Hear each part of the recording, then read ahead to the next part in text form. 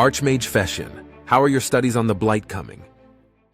The squat, gray-skinned Tolarian with the earned name Clever Strike asked at me over a stack of yellowing parchments. Clearing my throat softly, I addressed the entire assembly hall, magnifying my voice with a touch of magic so I could be heard even at the highest level. Studies have been inconclusive so far, but I have managed to rule out the possibility of malefic arcanum being at play. I've been unable to isolate the parent strain of the infection thanks to its short lifespan outside of a living host. Whether it is aerobic, anaerobic, spread by touch, air, or fluid transfer have yet to be defined.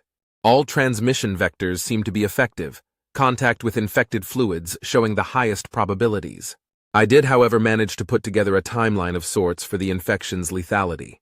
For mammals smaller than 3 stones, death occurs within 26 hours of noticed infection. Reptiles at this size are unaffected. The eruption of whispers from the council brought my lecture to a screeching halt. I had been surprised myself when I discovered the Blight's inability to infect reptiles. Clever Strike lowered their parchments, revealing the dual beard braids of a female Tolarian. Finish your report, then regale us with your theories as to why the Blight doesn't affect, at the very least, small reptiles. Replying with a soft nod, I'd tug on my beard to steady my thoughts before continuing. Mammals. Between 3 and 9 stones of weight exhibit weeping sores that seep a dark gray pus 26 hours post-infection. 6 hours later, the subjects exhibit a period of heightened aggression and extreme restlessness, often attacking the bars of their cages or sprinting in circles until dying of cardiac arrest, heat stroke, or exhaustion. Reptiles at this size remain unaffected. Mammals weighing 9 stones or more will follow the same timeline as their smaller cousins. However, upon reaching the 32nd hour, the subject will enter a catatonia-like state wherein they will attempt to disappear into the nearest forest, somehow evading all observation. Reptiles were not tested at this stage, as swamp runners are notorious for their aggression.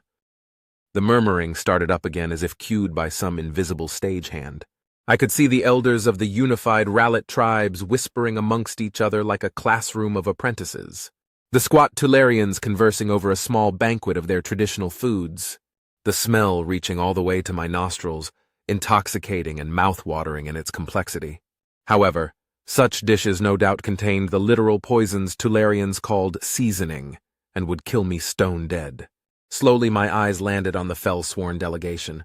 Draped in inky black cloth that hid their features from sight, the occasional glimpse of their desiccated pale skin being shown as they subtly passed notes back and forth. I had no illusions about what they were. They never hid their true nature from the council. But still, peaceful though they were, the undead still sent chills down my spine. Their culture, lands, and capabilities unrecorded in any scholarly text from the Tolarian caves to the Olvin mountains. They were a mystery to me, to everyone, just like the young paladin in my employment. Archmage Feshion, your theories. Clever Strike rumbled, disentangling me from my musings. Glancing around at the rapt stares of the council, I took a deep breath to steady my pounding heart. My best theories are weak at best. However, I believe it has something to do with body temperature. The Blight seems to prefer a warm environment.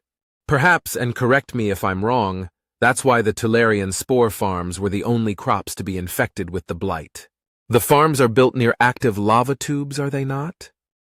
Clever Strike nodded solemnly, picking up a parchment from the stack and reading through it quietly. They are, and the farm where the Blight was discovered is kept at roughly the same temperature as a mammalian body. Interesting. That puts a neat little ribbon on today's gathering fell-sworn delegation. Anything you wish to say before we adjourn?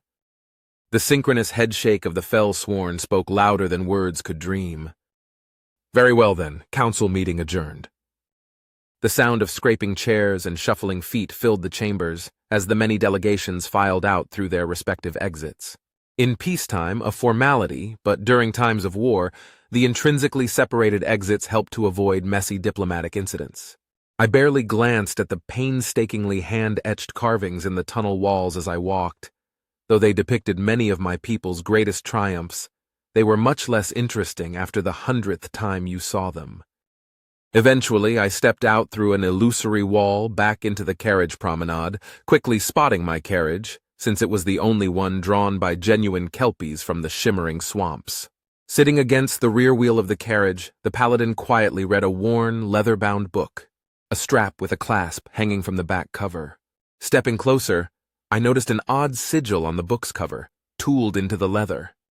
A sword with a wavy blade rested against a tombstone, a small bird perched upon the crossguard as though weeping. It reminded me of the tooling sometimes found on the religious texts of clergy members, though I had never seen those three specific symbols together before, despite being able to name all three. The sword represents the god of war. The small bird is Peace's dove, and the tombstone, a fell-sworn symbol, one of the very few known to the wider world. It wasn't specifically the god of death's symbol, that being a raven. No, the tombstone meant something more specific, a memorable death. Those copper eyes flicked up, and before I could inquire about the book, he clasped it shut and tucked it under his breastplate. I had to bite my tongue to stop myself from inquiring about the book and its contents. However, the paladin seemed to read my mind. My religious texts. Ready to depart, sir? Shaking my head softly, I'd state, "No, Wormbone has some of the finest inns in the land, and I intend to be rested before we make our journey home." "Very well, sir. Shall I wake the reins man?" "I would prefer to walk, actually. It's not very often I get such competent bodyguards." The paladin let out a slightly derisive snort before lumbering to his feet.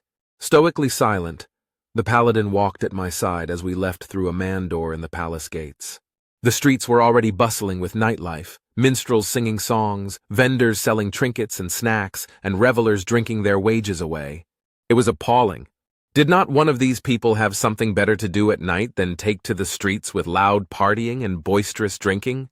No studies or arcane arts to practice in the quiet of their own homes.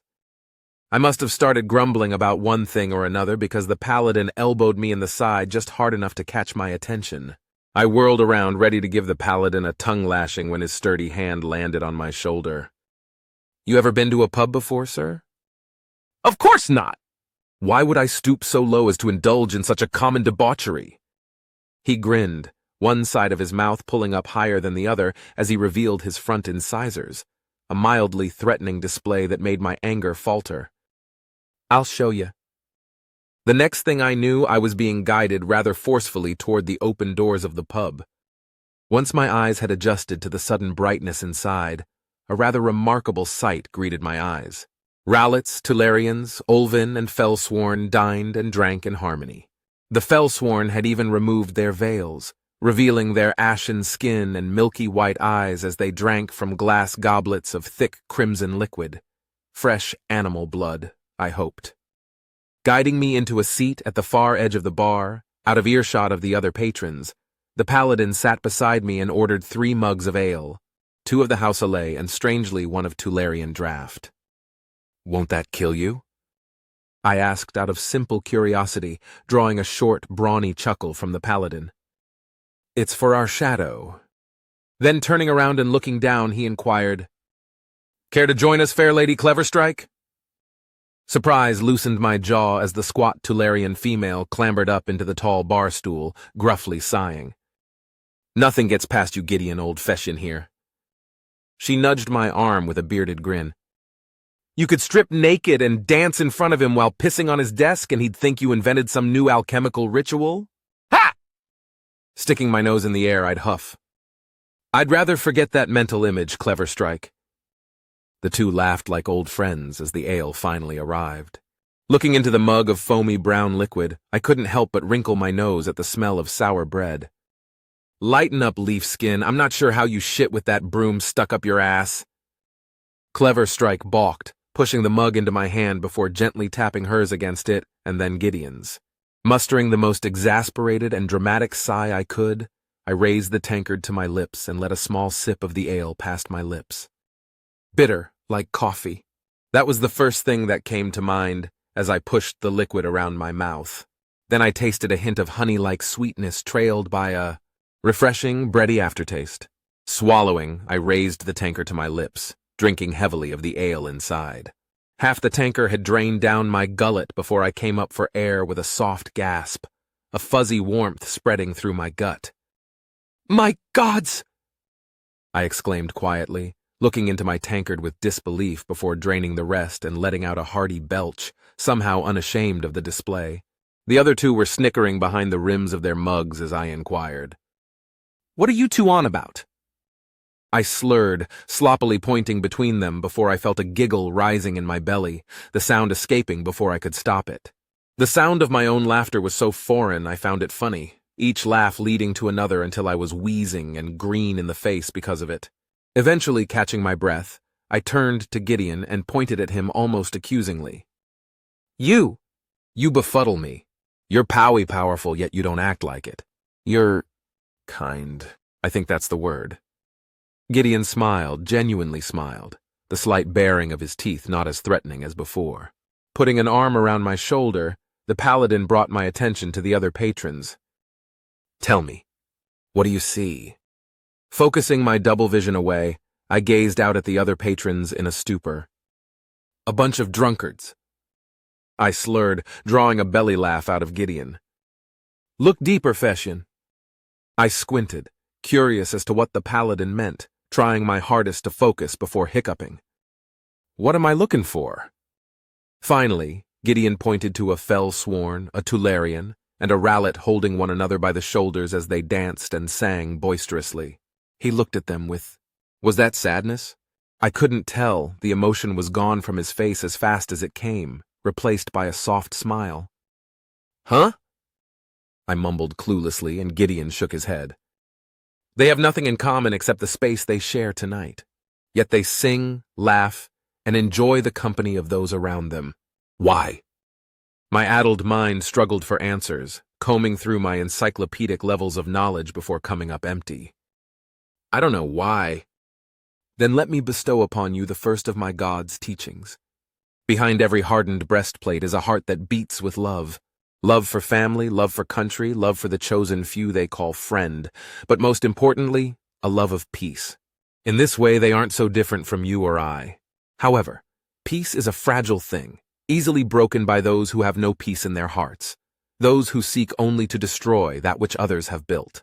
And when it is broken, not if, when, then it is the duty of the peaceful heart to beat like a drum of war, and stand in the way of those who would seek to destroy the peace so many have fought and died for.